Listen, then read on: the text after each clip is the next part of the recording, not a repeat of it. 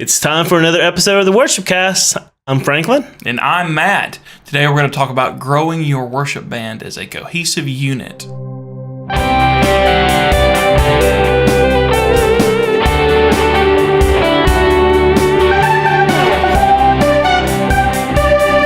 right, so on today's episode, what we want to talk about is your band as a whole, not individual instrumentalists. And what it means to have a worship team, right? An actual group instead of everybody's individual instrumentalists doing their own thing. Mm-hmm. So I want to say just to begin with, let's look at a situation where you have a set team that plays together every Sunday, right? Mm-hmm. If you're in a situation where you've got your regular band. How do you grow closer? How do you get those true worshipful moments to happen? Mm-hmm. And it's not always easy to do. Mm-mm. Sometimes it takes some self-sacrifice and some extra time. Oh yeah, it's which time? Yeah, a lot of us don't have. A lot of us don't have. I mean, everybody got family, got kids. Got wives. Yeah, that's what I find it so interesting. That's what's different in a lot of churches and stuff. A rock band on the road, you got a bunch of single dudes in a bus, like they're ready to go. Mm-hmm. In churches, man, you've got musicians that enjoy playing, or that are there and they've been called to do it, and most of them are just good family guys. Like mm-hmm. So. It's a different dynamic entirely than your traveling rock band kind of thing. And, as a guitarist, you can kind of end up this way. But you need to make sure that at your church, you don't feel like you're trying to be part of the traveling rock band. Rock band. Which some people may. Oh, I mean, it can happen. It happens. But to build your group together, right? Mm-hmm. So we're going to go over some things. First, that can build your group together, and then we're gonna talk about what it looks like, as these things happen. Mm-hmm. So, first and foremost, most important thing you can do together as a worship band is pray together. Mm-hmm. Right? Yeah, it's very important. Yeah, if you aren't speaking to our Creator, to the one who we're leading people into worship. As a cohesive team, then you're leading to people to a false god. Yeah. If the only time that you talk to God is on Sunday morning and maybe your Wednesday night rehearsal, mm-hmm. that's an issue. And your group as a whole should go to God together. Mm-hmm. For multiple reasons. First off, it grows us closer as a brotherhood, together, mm-hmm. and it gets the whole group together to ask that He blesses what happens, mm-hmm. With the group and with the worship, and that you're not seen. Mm-hmm. Your group doesn't stand out mm-hmm. as the best worship group, because it should be about, well, they're part of the best God. Franklin, what you got? What else is good for groups to do together? I think hanging out, like maybe after worship practice, or maybe hanging out after you play at another church, or after you play at church. I felt that coming. Sorry about the kind of technical difficulties. It wasn't really technical, but... Yeah, what's cool is that we're part of a worship band together that shows grace and humility. Yes. Just like our audience. So continue. We should hang out together? Yes, we should hang out together. So, just go out to eat. Go fellowship. It's a good time. Like, I remember the one time where we played... for you, me, and Kyle, mm-hmm. Our drummer, and we were all single, and then these two eventually got married, and I was still single. But we played for the youth event, And then we went to Gravitopia. You know, it's just like we got to go for free. It was great. I got to know them even more. I mean, it was. I have a story. Yay! I'm glad this came up. So, Gravitopia is one of those big indoor trampoline parks, right, where you're jumping around and getting hurt. And yes, get hurt. We had a blast. Franklin was on this trapeze thing where it swings you over these foam blocks, right? And when you jump and you hold on to it, well, Franklin stretched his arms all the way out, and as soon as he got to the bottom, he let go, and we watched Franklin fold into a bunch of foam and disappear. But I tell that story to add this. Like you said, we went and did that together. Yeah, it's a memory we have together. There was bonding and other things like that. Mm-hmm. We're not meant to do this alone. You know, even we were talking about this at small group. Even the disciples like hung out together. They did stuff together outside of just, you know, like all the time, just in all over Jesus. Which I mean, I think is what I would have done. But they did life together, and I know that's a cliche, and we say that, but do life together. Yeah, I mean, even other band members, we go out to eat. You know, it's great. It's just like, oh, I get to spend time with my team outside of playing. It's just, you get to talk, you get to know their life, what's going on in each other's lives. And what's cool about that is that, you know, you get to know each other. You gain the ability to speak into each other's lives, and then you gain the ability to a lot of times to fellowship, or if they're struggling with something, you can help them with that, and that really builds those real Christian relationships we're supposed to have inside your group that's worshiping, and that is irreplaceable. Yep, it is. And the other thing that we did, and I think this is important too, this last, was it November? October? It was October. We went on a retreat together as a band up in the mountains. We all took some instruments and stuff with us. We rented a big cabin, and we all kind of hung out. And you know, we played some music together, and we went to eat together, and we spent the weekend together. And man, there's nothing like getting to know somebody more than when they get out of bed and come walking into the living room with everybody else, and their beards all over their head. You get to know people quick. Oh, yeah. I didn't get to go, so I'm sorry, guys. He'll go next time. I'll have to go next time. I'll drag him. I had to work. Yeah. But yeah, make sure your team members don't quit their jobs to do this kind of stuff. But yeah, the other thing is small group sessions. So Franklin and I are in a small group together. My wife's in that small group. You know, we're all on the team. If you can, your worship team needs to do some kind of study together, or you know, there's all kind of books and stuff you can get to help lead that. You know, whether you do it on Sunday mornings, maybe just a devotional thing before you play. Maybe you start rehearsals out that way. I know at our church we have discipleship development. It takes place after service, so that would be a good time for us to get together and do something like that. Getting to know the one that you're singing about together. Very important. Yeah, it's a pretty good idea. You know, team building. Yeah, absolutely. You know, and it all comes down to team building. That's you want that kind of relationship together. And now we're going to tell you why. So you do these things together. You pray together. You spend time together. You do life together. And you study and you worship together without instruments, so that you can worship with instruments. And at the end, what does it look like, right? You know, in our group personally, and again, I feel like we're very blessed. You know, the way that we have all grown together over the years. If somebody has a mess up on a Sunday morning,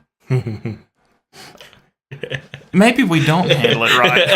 I mean, we kind of hold it to you, or everybody holds it to me, or whatever. Whoever messes up, it happens to all of us. It happens to all of us. I've been called all kind of names. But what it is you're able to joke with each other, but really you're able to show grace. Like, you know, if Franklin messes up something, or if I mess up something, I'll rag him for weeks. but you know, in that, we're just joking. He never gets mad at me. You know, I never get mad at anybody for that. And you know, it allows us to kind of fellowship and poke fun. But at the end of the day, it doesn't matter that any of us, you know, made a mistake or anything. Nope. You know, we love each other and we care enough about each other that it's not important. You know, what if your guitarist at your church messed up a part and everybody was like, you know, and the next thing you know, you've got bad conversations about, well, does he belong in the band and this kind of stuff. That has no place in your church. Yeah. It's like, yeah, it's just, we all mess up. And so, you know, if you judge somebody just for messing up once, it's just kind of like, yeah, you need to grow together. Yeah, you need to grow together. But it, you know, it also goes into this. It's not just mistakes, but like, you know, somebody runs super late to practice one night, had a bad day, something happened. Everybody's able to show that grace because you're a group now, you know. Now, if it becomes like a habitual thing, you know, there becomes a heart problem. You know, something happens. As a group, you all have the right now to speak into each other's lives and ask what's going on. And so from both positive perspectives, you know, possible negative perspectives that come in as a cohesive unit, now you have the ability to work on that kind of stuff together and to show that grace and love towards each other. Whereas, you know, otherwise, if you don't, you know, you'll never have a group. No, you'll grow apart. Like you'll start judging each other. Right? You'll start judging this person. Oh, you know, this guy again. Oh, this person's. Oh, they didn't learn their part. This person's running late. Oh, again, it's more tension. It's more. You're not growing as a group. You're not growing in sync as a team. Bye. But you know, that sounds kind of like, that's kind of stinky. It leads to this, right? Everything's a slippery slope. That kind of stuff starts happening. Next thing you know, your guitarist is learning all the keyboard parts on top of him, and everybody's playing over everybody. Now everybody says, well, you know, I'm the only one of the band that does what I'm supposed to, or you know, your drummer gets to where he doesn't care anymore. He starts a song wrong, and instead of trying to fix it, you know, together as a band, he just doesn't care, you know. Or, how bad would this be if somebody got enough and chunked their sticks and walked off stage, you know? Or, I mean, you don't want that kind of stuff to happen, and that it can start if you're not a unit together. That kind of stuff can creep in. It can. And I mean, you talk about tearing people apart. That's just, you don't want to end up there. You want a family unit. Yep, you want unity. So we do this sometimes. We've been playing together a long time. How often on a Sunday does the whole band do something at the same time that we didn't previously plan? A good bit, actually. All the time, actually. Yeah. Yeah. It's kind of neat that when you become a cohesive unit, there's almost this, there's this odd musicality that comes in. It's almost like I wouldn't call it supernatural, but maybe it is. We believe in a God that can do anything. But, you know, the group as a whole can all get this feeling at the same time, and everybody does it at once. And it's this weird connection that happens when you know your team inside and out. There's been times in a song where we didn't, during practice, it didn't have a stop in it. And then we all hit a stop at the same time and pound back in together and do something, you know, out of left field. That, yeah, it comes out of nowhere. It's like, okay, yeah, let's do this. Yeah, absolutely, yeah. You know, like no eye contact, no nothing, and not that we're bragging on ourselves, but it happens when you have that cohesive unit. You'll find yourselves able to do things together as a band that you could not do instrumentally. You're able to just have fun. That's the biggest thing. It's like, you know, sure, worship is a serious moment, but then also God also called us to just enjoy it. It's our time where we get to worship. We get together as a group, as a body, and worship. It's just like, it's serious, but then yet it's amazing. It's a time of corporate worship. There's a joy, man. There's a joy that comes with it. Mm-hmm. And that leads to the next point. With a cohesive unit, you're not just people playing together. You're people worshiping together. Mm-hmm. And that is a totally different vibe. Oh, yeah. I've spent, years of my life playing in and out of bands and some other stuff. And while it's very fun to be on stage with a rock band and doing your thing, and that's all well and good, nothing wrong with it. But there's a different feeling on stage with a worship band than there is in a, like a self-serving kind of rock band thing, which is really, at the end of the day, it's kind of what they are. Again, nothing wrong with it. Go play rock if you want to, or jazz or funk or blues or whatever. Mm-hmm. But there's a whole different, just overall feel that feels heavier and more important, but there, again, is more of an inner joy that comes with it. Yep. Grow your group together in Christ and see what I'm talking about. Mm. Yeah. Mm-hmm. There's nothing like it. Yeah.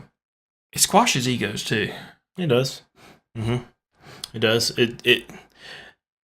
It pulls people aside. It makes them, the people who have egos, in a sense, start thinking, okay, maybe I'm prideful. Maybe I am not the best one, not the best guitarist, not the best keyboardist, or best bassist, instrumental, whatever instrument you play. And then you start breaking down walls. You start helping break those walls of that player, yourself. I mean, you need to get to a point to where being the best at the instrument. I mean, you want to be the best you can be, but being the best at it, it's not required to worship. No. You want to bring your best, but, saying that I have to be the best. You want to bring your best. That's the thing, And of course, practice, because you want to bring your best. And if that's all you got, it's okay. Like, you're okay. Yeah, but you will find that the team together, instead of individual mindsets, will inspire more by a long shot. And I had another point, and it just flew right out of my head. That ever happened to anybody? But yeah, here's what it was. So I find this a lot of times too. So God can use the things that you are trying, the things you love the most, to teach you the most about yourself. That's what I'm getting at. Okay. So like, as a guitarist or as a keyboardist, if you have an ego, if you have that self need to be the best and to show out when you're with the group on stage or whatever. If you have a cohesive unit where everybody is working on everybody, I mean, your band can change the lives of the people in it by being such a powerful ministry and worship tool that you can realize in your music, by playing music with them, that ego problem you have isn't just music, that it's in other things. And so you can have music, which is the thing that drives your ego the most, become the thing that turns around and makes you realize, a sin issue or struggle yourself, and God will use that. Oh yeah, that thing you love the most to show you those things about yourself. And outside of that band being together and praying together and realizing that the group is more important than the individual, you wouldn't come to that conclusion any other way. No, it's hard. It's hard. It takes time. That's what really comes down to. It takes time. You got to build trust. You got to build unity. I mean, accountability.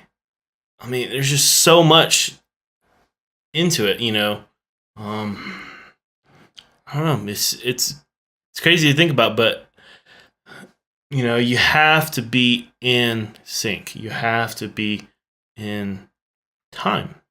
Yeah, there you go. Multiple times in the Bible it talks about being in one accord. And that's what it's about, is that when it becomes about the group, and it becomes about the group worshiping God together. And it's not about anybody individual on that stage. So going back to it, if you pray together, if you worship together, if you live life with each other, and become more of a family unit so that your friendships can build up your Christ relationships, it will change the direction of the group. It will change people's minds into being more group-oriented than self-oriented. It will change the way that you handle each other. It will change the amount of grace that you show. It will do all of these things naturally as you follow Christ together as a cohesive unit. And there's nothing more important than having that in front of your congregation so that everybody can worship and come into the presence of God together. Yep. Here's the thing, too. If you have tension as a team, congregation can sense it. It can happen. They know. It's just, they can feel it. If you have, worship is so important. Unity to bring worship is so important. It's just, I'm trying to think of the words. Use words, Franklin. Use words. It's a very big concept to think about. Because there is so much that goes into it. And the cool part about it is that it does boil down to some simple things that your group can take time together to do. Just takes time. Time. Absolutely. Which hopefully you're good at, because you're a musician. I had to bring that. If you enjoyed the episode, or if you liked our musical puns, like, comment, and subscribe. YouTube, Instagram, Facebook, Twitter, all the big ones. Check out the podcast websites. This is an audio format as well. It is. Thank you guys so much for watching. Go out and spend some time with your band members and worship together instead of just playing together. Catch you next time.